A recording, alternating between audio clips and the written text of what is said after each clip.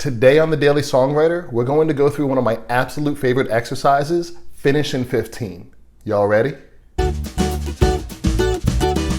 Hello, I am MLY and welcome to the Daily Songwriter, the channel where we learn every way to make music every single day. Now, if you like the tips you get today, I release new videos every single week, so please make sure you hit the subscribe button. I want to make sure you get to take advantage of all of these exercises I'm going to be sending your way. If you spend even 2 minutes on Google asking, how do I write songs? There's probably one trending piece of advice that you're seeing every single time.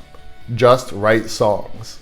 Easier said than done. This can be daunting when every time we sit down to write music, we're thinking, okay, I have to write a masterpiece. And that is where this exercise comes in.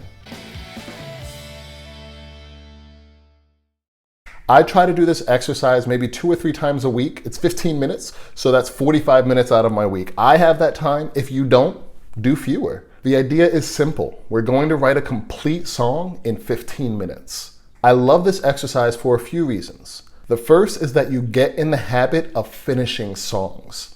Finishing songs can be really daunting and really difficult when we make a finished song the mountaintop, right? And we make it seem like this impossible task. So the first thing this exercise does is help us start feeling more and more like finishing a song is a reality, because you're gonna do it 2 to 3 times a week. You also learn to embrace imperfection. Now, I don't know about you, but perfection, overthinking is the #1 enemy for my production as an amateur songwriter.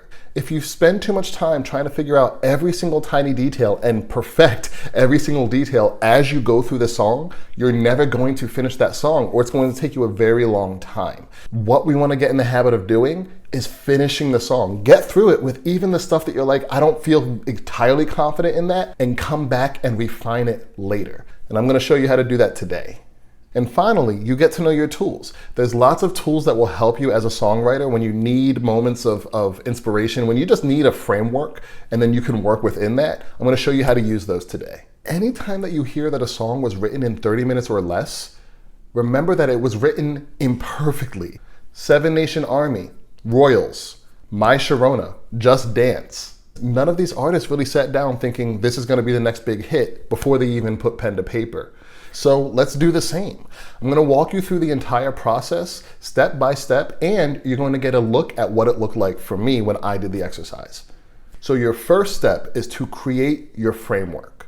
So I'm gonna share some tools that I use to come up with the framework of the song that I'm going to work within for this 15-minute songwriting session.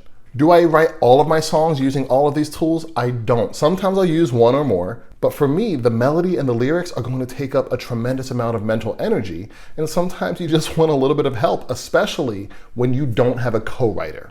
So the tools that I recommend, the first one is a song structure generator. This is super easy and you don't have to be picky. Just spend 30 seconds finding a song structure that you want to play within. The second tool is a song topic generator. Now, there's a bunch of these online. The reason I like the crowdsource submissions, these are people that have actually used these prompts and it's helped them in their songwriting. So we're learning from each other, just like we are today.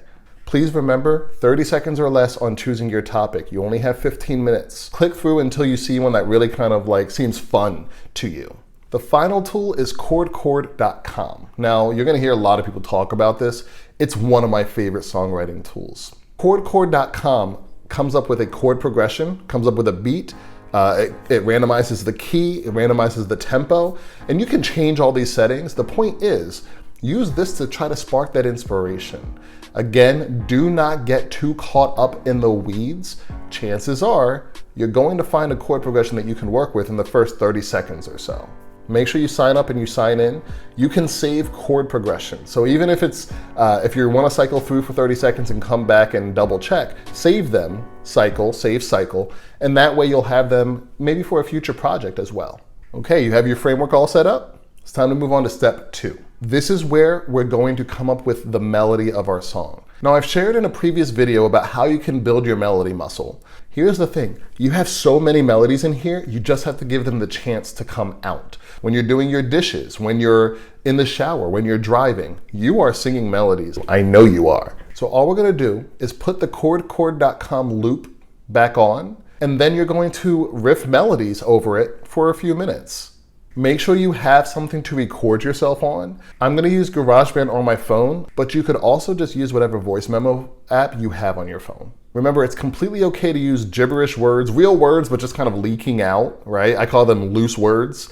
You could even just use la-di-das. The point is to start to hear the musical through line that you can experiment with. And that's what a through line looks like, in case you were wondering. It's not gonna get through very fast. Let's check out a snippet of me doing just that.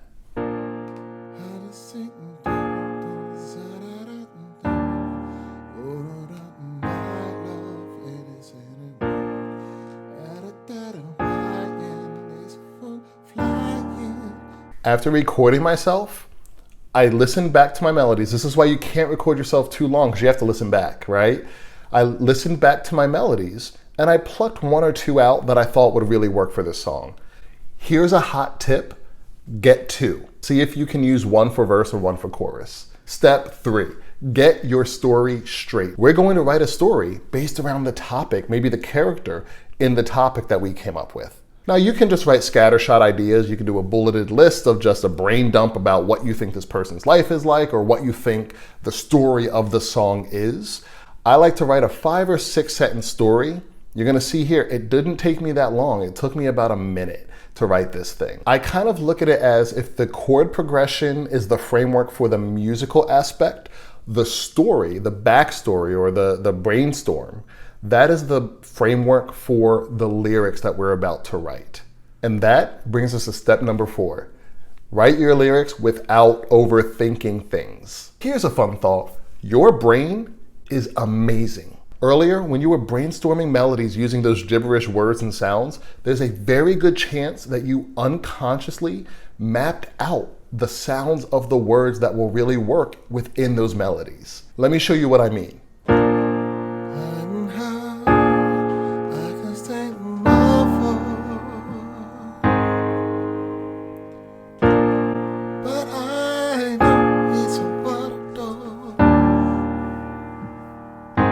Whatever that was.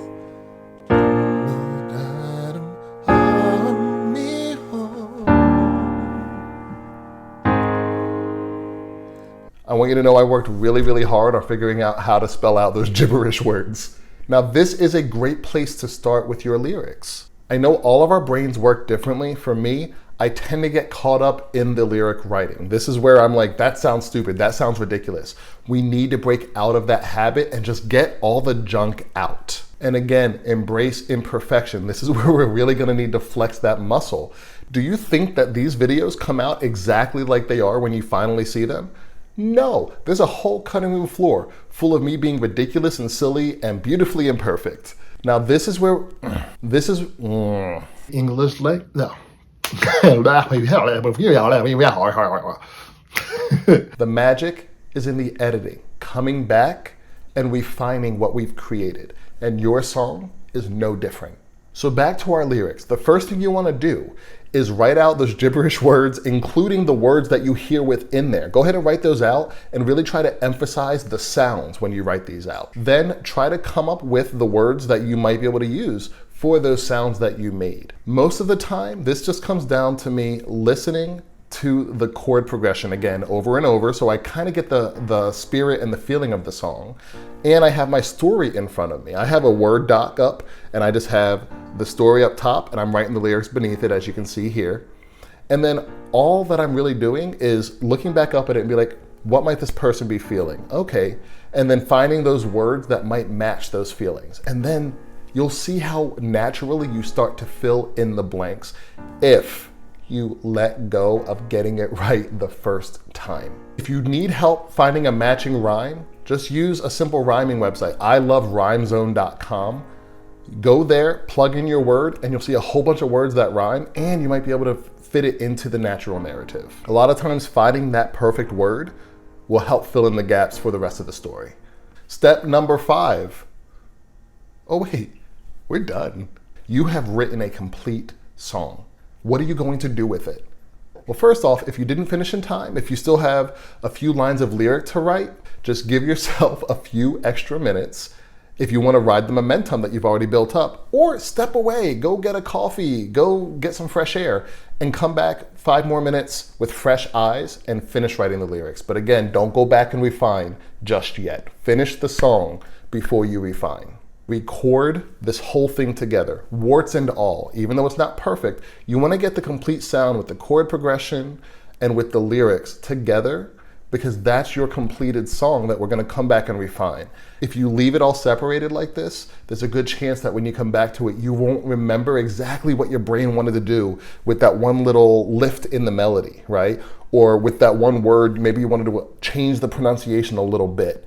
So please record now. Super sloppy, it should just take you a few minutes because the song's only a few minutes long. This can just be it. Remember, most albums of 10 to 12 songs come from a complete collection of 100 or more songs that artists wrote and just didn't make the cut. One time, I wrote a song about my cat being fluffy, and I'm not even kidding. Fluffy like that. Fluffy like that. Oh yeah, fluffy like that. That's not going on my first album. Maybe a bonus track. Now, if you're curious about what my song sounded like after I got my instrumentation involved, I'm going to create a separate companion video of just the song with a brief overview of what I just did. I'm going to save that in the exercise results playlist. But for now, here's a sneak peek. I'm ready for a brand new adventure, something to write home about. But first I need someone to come carry me home.